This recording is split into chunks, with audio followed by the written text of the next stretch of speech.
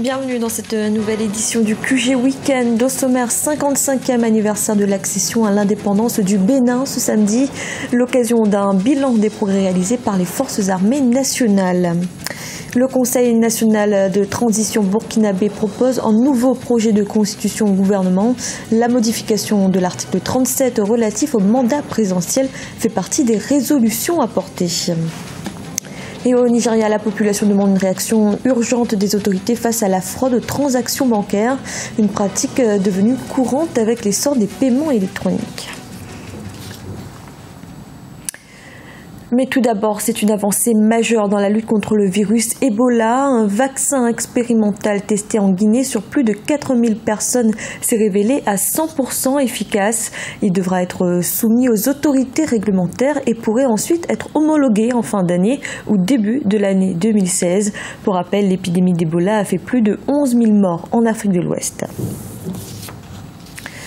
Le Bénin célèbre ce samedi le 55e anniversaire de son accession à l'indépendance. La ville de Cotonou accueillera les festivités tout au long de cette journée. Le traditionnel défilé des militaires est prévu, l'occasion de revenir sur les progrès réalisés par les forces armées au cours des dernières années. Un reportage de notre correspondant Lefty Ono. Les forces armées béninoises sont composées de l'armée de terre, de la marine nationale, de l'armée de l'air, de la gendarmerie, la police et de la douane. Depuis la conférence nationale des forces vives de la nation de février 1990, ayant abouti à l'instauration d'un régime démocratique, les forces armées béninoises ont pris l'engagement de s'occuper désormais de la défense de l'intégrité territoriale, mais aussi de la sécurité des personnes et de leurs biens.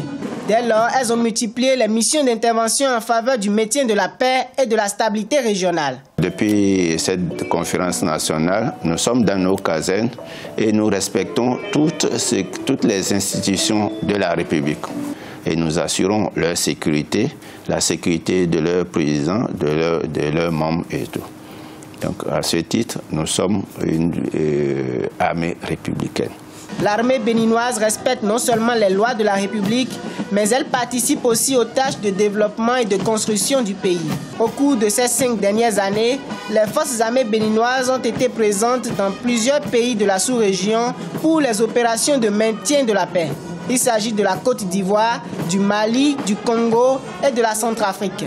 Le Bénin se prépare en outre dans les prochaines semaines à déployer un contingent dans le cadre de la force multinationale chargée de lutter contre Boko Haram, devenu l'État islamique en Afrique de l'Ouest. Sur le plan mondial, au niveau des Nations Unies, le Bénin est très bien positionné en matière de contribution de troupes. Notre pays, avec sa population et le nombre de militaires qu'on envoie, on est parmi les 5 premiers sur le plan mondial. Donc notre pays est un tout petit pays, mais il contribue énormément au maintien de la paix à travers le monde, au-delà même de la sous-région. Rappelons que cette armée est honorée le 1er août de chaque année à travers le défilé militaire qu'elle offre à la nation. Au Burkina Faso, le Conseil national de transition propose un nouveau projet de constitution au gouvernement. La modification de l'article 37 de la loi fondamentale relatif au mandat présidentiel fait partie des nombreuses résolutions apportées. Selon ses initiateurs, le projet a pour objectif d'équilibrer le fonctionnement des institutions de l'État. Idolette Mirabel-Bissou. Au Burkina Faso, le Conseil national de la transition CNT a proposé un projet de nouvelle constitution au gouvernement. La première résolution concerne l'article 37 de la Constitution, dont les velléités de modification avaient conduit à l'insurrection d'octobre 2014. À ce sujet, le projet propose l'interdiction d'exercer les pouvoirs de président du Faso pendant plus de 10 ans, de façon continue ou discontinue. Nous avons connu une situation où le président a voulu se repositionner plusieurs fois, ce qui a envoyé l'insurrection. Donc l'objectif premier de cette constitution-là, c'est de réduire un peu le pouvoir du président de la République et aussi réduire le nombre de mandats que le président peut en avoir. La révision constitutionnelle concerne les chapitres 1, 2, 3 et 4 du titre 1 de la Constitution qui traite des droits et devoirs fondamentaux. Il s'agit notamment des droits et devoirs civils, politiques, économiques et culturels. Le Conseil national de transition souhaite rééquilibrer le fonctionnement des institutions au pays des hommes intègres. Si nous sortons de cette transition-là, sans revoir cette constitution, c'est comme nous n'avons pas résolu le problème à la source.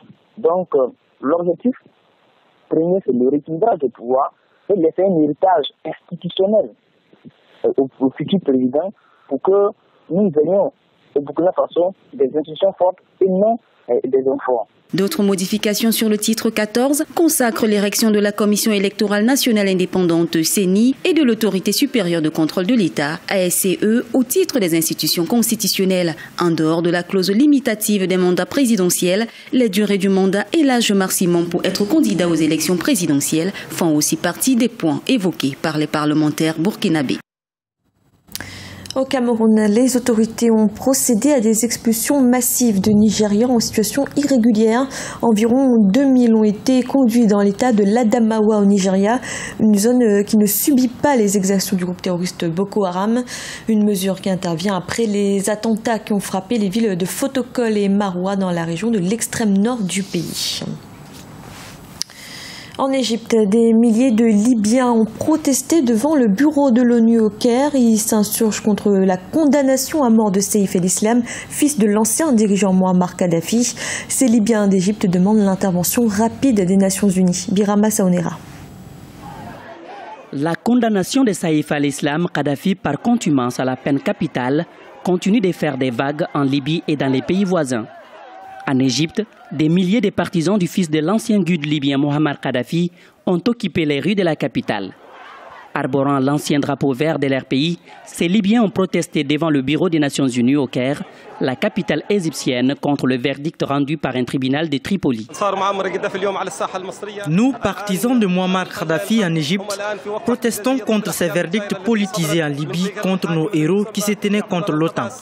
Maintenant, ils sont jugés avec des sanctions sévères, la peine de mort. Cela n'est pas acceptable. Beaucoup d'observateurs estiment que ce rassemblement est la plus grande manifestation tenue par les partisans de Kadhafi au Caire depuis le début de la crise en 2011. Pour certains manifestants, cette condamnation de Saïf el-Islam pourrait remettre en cause l'accord paraphé au Maroc le 11 juillet 2015. 8 autres proches de l'ancien guide libyen, dont l'ex-chef des services de renseignement Abdallah al-Sinoussi et l'ancien premier ministre Baghdadi al-Mahmoudi, ont écopé également de la peine capitale.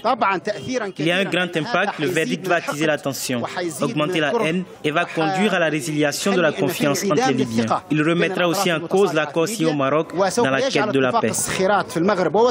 Les manifestants ont remis une pétition aux responsables de l'ONU dans la capitale égyptienne au Caire. Ils demandent une intervention rapide dans l'affaire Saïf el-Islam afin de ne pas remettre en cause les pourparlers de paix interlibyens. Au Nigeria, la fraude électronique au guichet automatique bancaire est devenue une pratique courante alors que les modes de paiement électronique deviennent de plus en plus populaires dans le pays. Les usagers souhaitent que les autorités trouvent des solutions afin de sécuriser les transactions. Idolette Mirababissou. Le taux de fraude électronique au guichet automatique bancaire, d'escroqueries par courriel et des vols d'identité sont en hausse au Nigeria.